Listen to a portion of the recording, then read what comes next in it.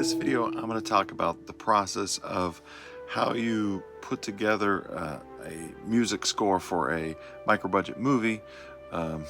Micro-budget being the idea where that you don't have any money. So how do you find the music? How do you mix it together? How do you put it together so you actually have a complete music score for your movie?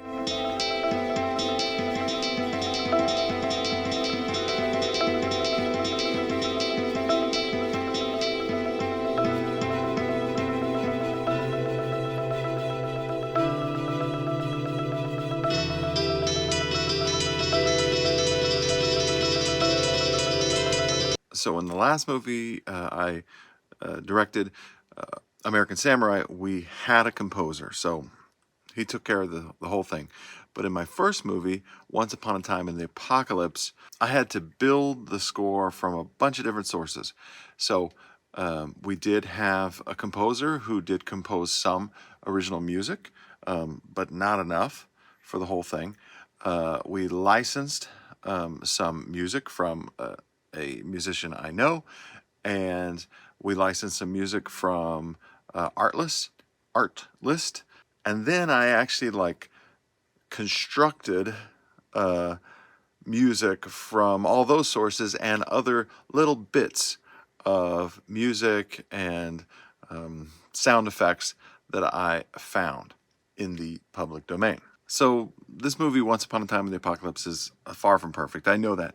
But one of the things that I am very happy with is the way the music turned out and the sound in general. I think it's fantastic. And part of that is because it's doing what I think music in movies should do. A lot of music today has a very I would say boring score. The music does not stand out. It does not draw attention to itself. Some people, that's what they want. I think that is not at all what I want. I want the music to stand out. I think the greatest music in movies is noticeable, and it stands out, and it adds to the entire experience. It's not trying to hide. It is a vital part.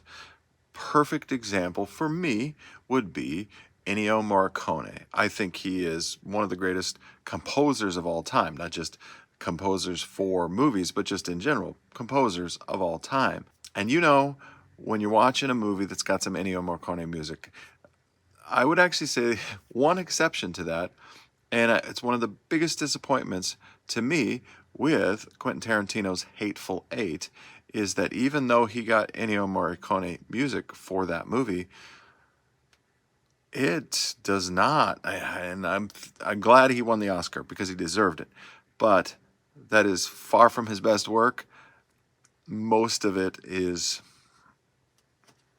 doesn't stand out. It doesn't have the personality of what most of Ennio Morricone's work has. Okay, so to begin with, I did have a friend who I knew locally who was interested in composing music for movies, and he's a musician in general, but also he wanted to get into composing music for movies. So I hired him to make some original music for this movie. Now, even though this is a post-apocalyptic movie, to me, I think of it as a Western. I think post-apocalyptic movies, zombie movies, at their heart are really just Westerns. And since I love Ennio Morricone, and it's one of my inspirations, that is what I wanted this music to be reminiscent of. And the composer, Sean Siders, I think he did a fantastic job of doing that. Now I'm gonna have to correct you boys, or we're just gonna call this a misunderstanding.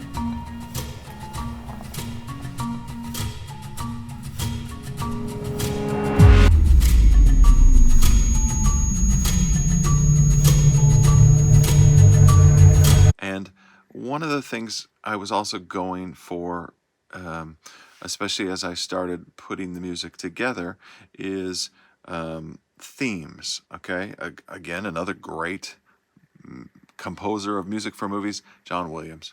You know, okay, so think of a movie like Star Wars or Indiana Jones. They have theme music. Characters have their own themes. When they come onto the screen, that is the music that's going to play.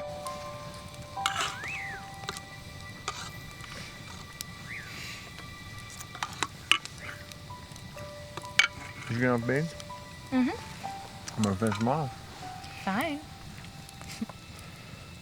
I chose some of these different songs because, like I said, Sean made some great music, but we didn't get enough music for the entire movie. So I had to take different songs and reuse them. And so I am trying to have sort of different themes for different characters that sort of reoccur throughout the movie. When I needed some more music, the next thing I did is I talked to another musician I know, David Benjamin Blower. Now, not only do I like his music, and it also happens to have a sort of that Western kind of Ennio Morricone feel in some of what he's doing. Also, a lot of his music has a post-apocalyptic, it has post-apocalyptic themes. And so I thought, hey, this could fit well into my movie. So I contacted him, and he did agree to let me use some of his music. 7 seals are decreed until a final blizzard.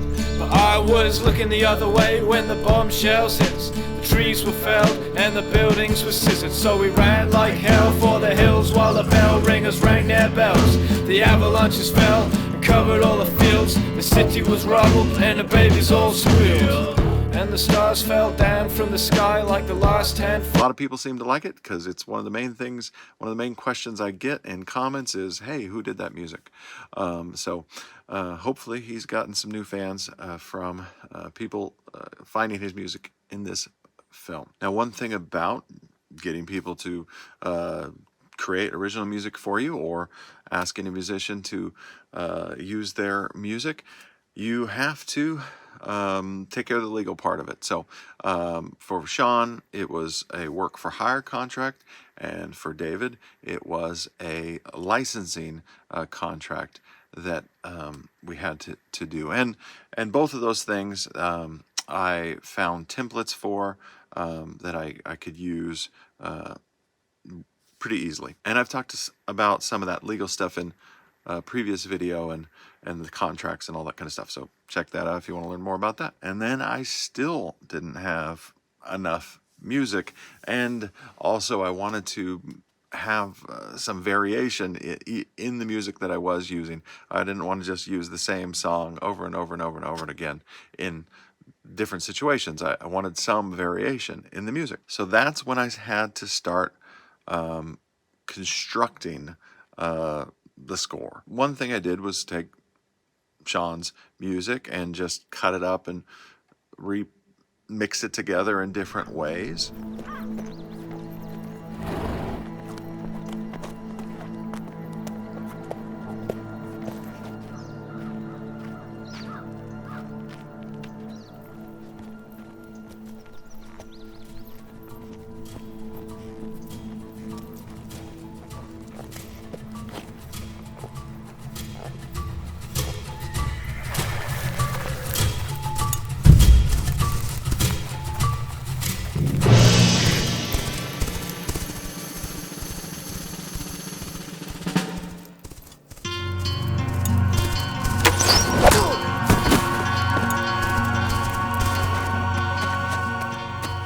Layering some songs over each other to create something new. Then I also got music off of Artlist, artlist.io. So I'll put a link for that in the description. Not only did I use them for this project, but I've used them for a number of other videos that I've made since then. And then the other thing I did, in part, I was looking for sound effects. But when I was looking for sound effects, I also found, I was looking on these multiple different public domain sites. But I also started finding little bits of music and finding some really cool, different pieces of music that I could use for accents. Here's some examples of some of those pieces of music I found. These are flutes. These are drums, Japanese drums, a Japanese temple bell, zither, violins, cellos, cymbals, all kinds of different kinds of little cymbals, and these little accent cymbals hits and just scrapes like chains on a cymbal. And I want to also show you some of the pieces of some of the different artlist songs that I found. Now these songs are more of that underlying kind of atmospheric, just droning kinds of sounds that a lot of movies, that's all they would have. And I like it. It sounds cool, but I wanted a little bit more than this.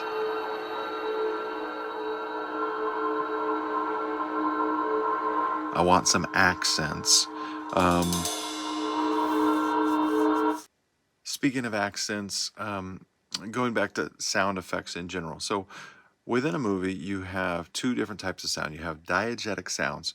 So these are sounds that actually exist within the world of the film. The characters in the movie could hear these sounds. These can be sound effects. These can be music. I do have some diegetic music in the movie, right here. I'm going there to see my mother. She said she'd meet me when I come. I can't even remember exactly why I put this in the movie, but I thought, hey, people in the real world do sometimes sing to themselves, and so why do characters not ever just sing to themselves? It's not a musical, but people in the real world do sometimes just sing to themselves. So anyways, that's it just gives you a little bit information about the character. Also, it relates to the character's connection to her mother. Anyways, that's an example of diegetic music within the film. Another example was there's a scene where the characters are listening to a record player. Now, I'm not going to say what song it was, but we had a song, a classic 70s song, which we had gotten permission from somebody who was in the band to use that song, and I wanted the sound of the actual record player in the room. So we got permission, so we recorded the scene with the record actually playing.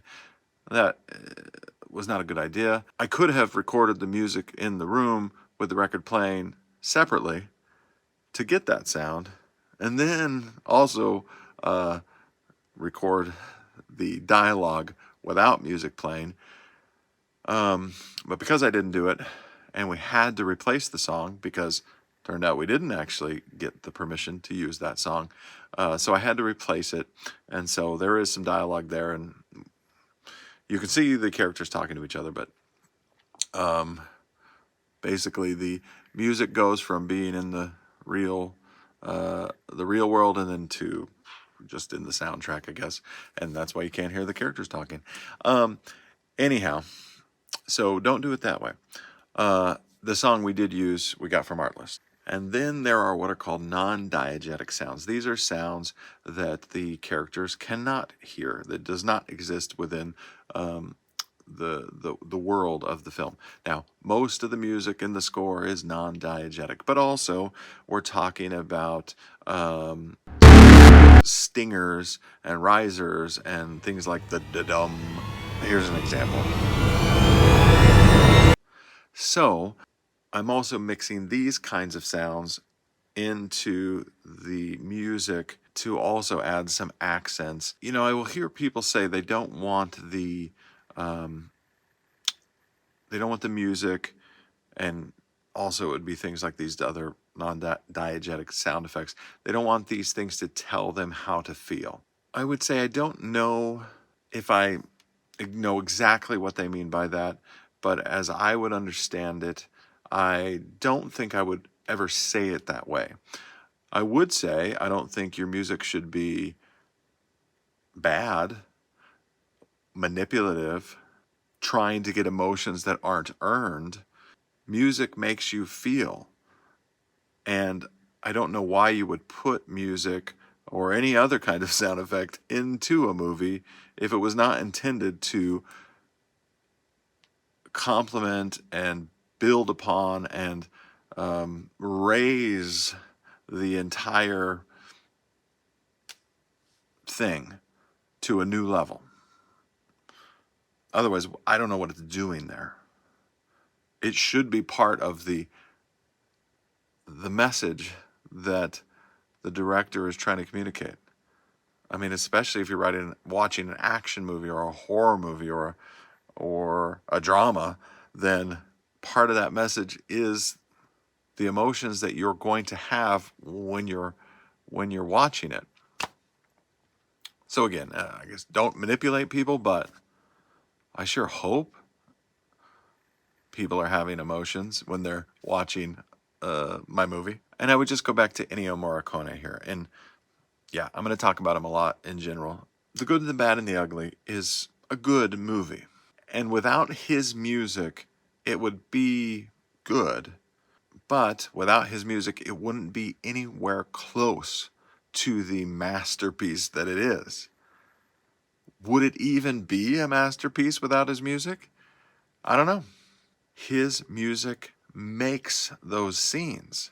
I mean, you think the ecstasy of gold in that scene, in that standoff, without the music, it's not going to be very exciting.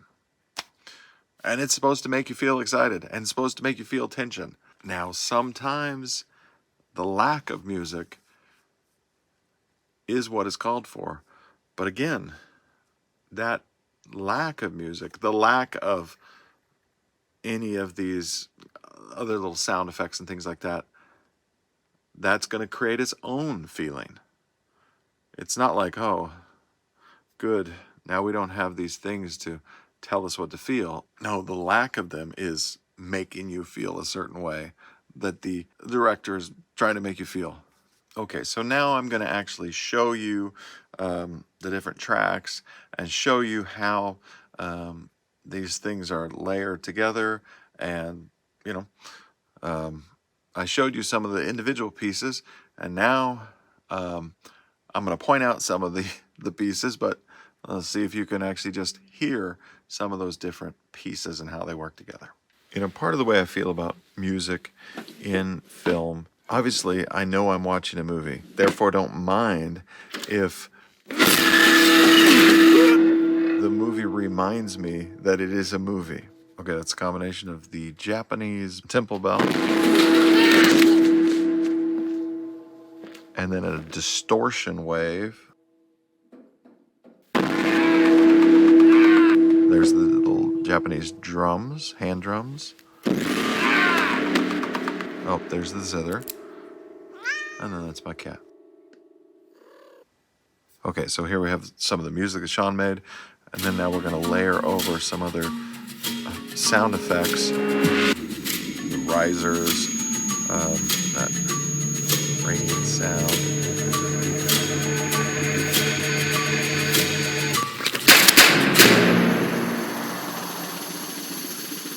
So those are also those non-diegetic sound effects to accent what is going on visually.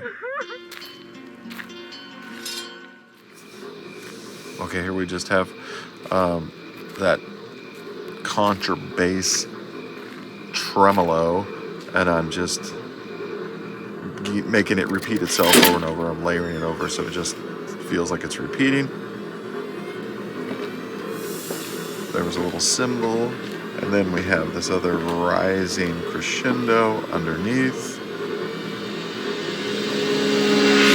Here I've actually got like 3 different songs layered together. main theme and then a couple from Artlist.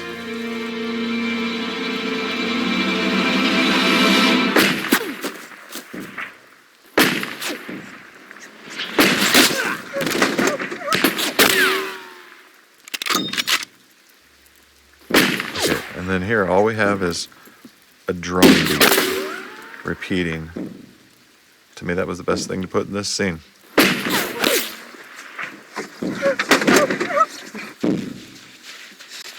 Shot! But then I'm going to add cymbal crash and the zither. I've got an Artlist song, and then I've got,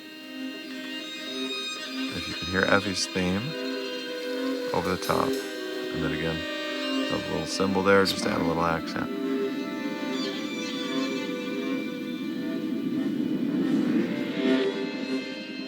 Water is wide. Okay, and then we go into Evie singing.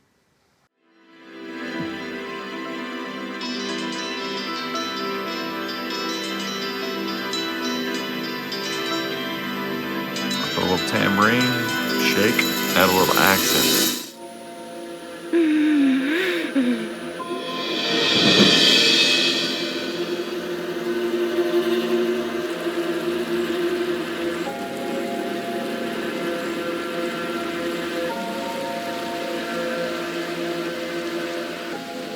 So that's just to show you how I put some of those different pieces together, where I'm not just downloading a song off Artlist and putting it on there and saying that's good. I'm taking pieces from that song from Artlist.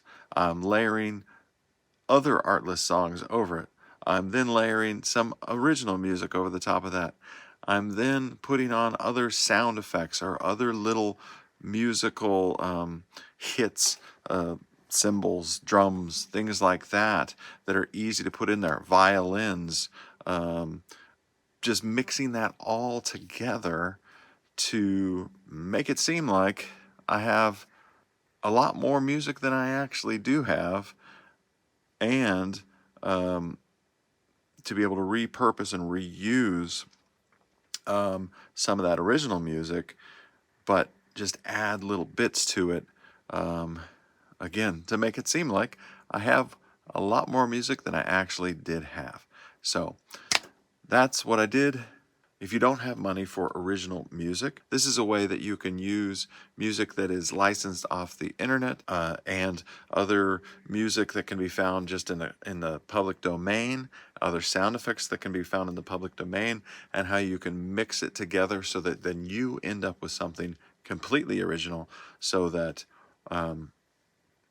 it doesn't sound like you have the same music that somebody else has. That is how I